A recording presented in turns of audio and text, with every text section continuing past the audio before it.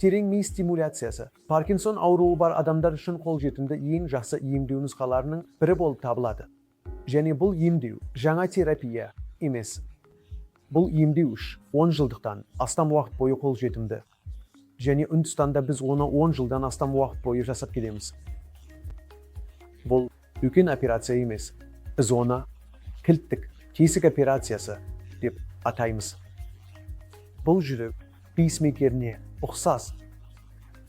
Бұл қарапайым сөзбен айтқанда ми пейсмейкері деп аталады. Біз мида 2 кішкентай электродты орналастырамыз, содан кейін бәрін электродтарды кеудедегі кішкентай батареямен байланыстырамыз. Терең ми стимуляциясы науқастың дірілін, қаттылығын, күнделікті әрекеттеріндегі баяулығын, жүруін және дискинезияларын жақсартады. Дискинезиялар дегеніміз қолдар мен аяқтардың би тәрізді қозғалыстары, сияқты қалыптан тыс қозғалыстарын білдіреді. Және олардың дәрі-дәрмектерін 40-тан 70-ға дейін азайталады.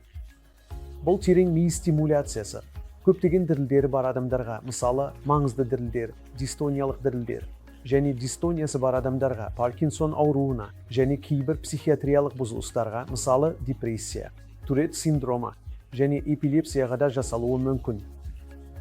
Бұл терең ми стимуляциясы өмірді өзгерте алады. Бұл олардың өмір сапасында керемет, немесе драмалық жақсартуды қамтамасыз етеді. Адамдар әрқашан менен терең ми стимуляциясымен байланысты қандай да бір қауіп бар ма деп сұрайды. Кез келген басқа операция сияқты кейбір кішігірім қауіп факторлары да бар. Мысалы, 2. қан кету мүмкіндігі, 2.